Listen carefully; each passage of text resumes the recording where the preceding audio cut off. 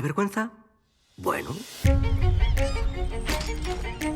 La gente a la que le asusta cantar no suele apuntarse al coro. Ruby, ¿qué te has fumado? Yes, I saw it, you know, when Lionsgate was looking to do a remake of it, they had sent it to me, and that was the first time I had watched the film and was very moved by it and excited by the premise and also the potential to really make my own film out of that film. And so, yes, I had watched it when the movie was originally a studio movie at Lionsgate, and we developed it at Lionsgate. I wrote the script, and then it ended up being made independently outside of the studio. I think, you know, I loved the combination of humor and emotion in the movie. I felt like the lead character, the tension in that character of feeling the desire to pursue her own dreams and to separate from her family and find her own identity, and yet the sense of responsibility and love for her family, honestly, and the difficulty of pulling away, I thought was just a very compelling idea for a film. And I also saw potential to dig deeper into the story and to the inner lives of all of those characters, and to make the parents, you know, bigger characters with their own journeys and own emotional journeys, and as well as the brother character, and to use deaf actors in those roles so that there could be a true and authentic exploration of deaf culture and of sign language on screen. So I think it was a chance for me to dig deeper into the story, you know, and find a way to make it personal to me.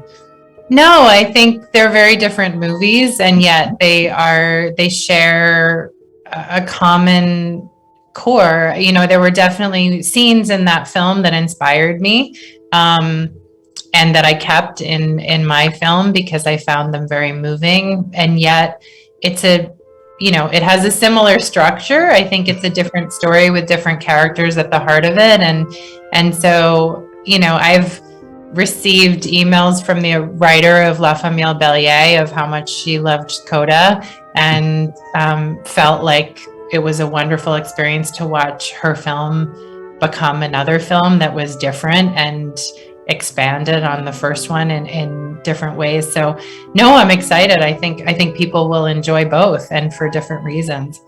I think, you know, I'm always inspired by character, and I think the most interesting conflict are interpersonal conflicts, you know, when characters, when relationships are being pulled on in interesting, messy ways. So yes, I mean, I think that those are the movies that inspire me and move me, and I feel like are getting at some essential element of being human. And while I love being entertained by the bigger movies and the you know, dazzle of a Marvel movie, I think at the same time, human drama and the nuances that come along with exploring character and stories that feel real and relatable and like they're a reflection of our own families or our own lives, I think there will always be a place for those movies. And they create empathy and understanding, which I think is something we really need right now. Incredibly important. I don't know how I would have made this movie without using deaf actors. And there was a level of authenticity that I wanted from the sign language on screen, but also culturally within this family. And, you know, Marley says it a lot. I don't think that deafness is not a costume you can put on. It is a lived experience that is very hard to understand or get inside of if you have not lived your life that way. And so I think it's a very important step. You know, it was very important creatively for the movie, but it's also a very important step forward in terms of representation and the way that disability has been represented on screen in movies for a long time. Because in all of our conversations now about diversity and inclusion, disability often feels low on the list.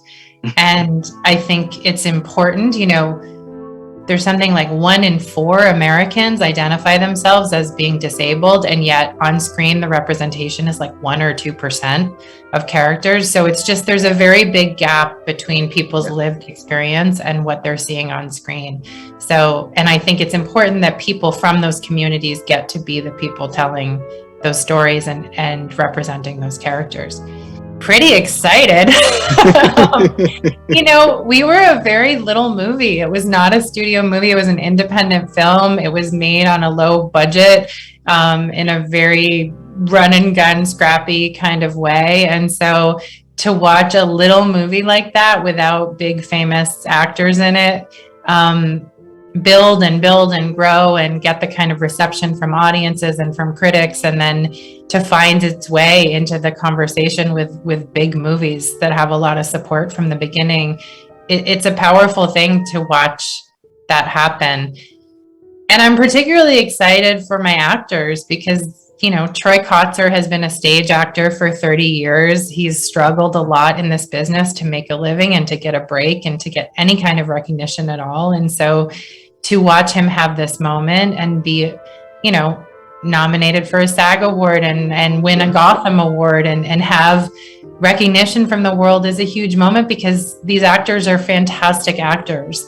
You know, they're not deaf actors, they're just actors, and they're really incredible at what they do. And so I hope it creates more work for them. I hope that people start writing roles for them, and that they can continue to work and show the world what they can do. Yes, I mean, sadly, the numbers came out this year, and it's like 17% of the top movies, you know, top 100 or 200 movies were directed by women. And 17% is a crazy number considering that we are half of the population.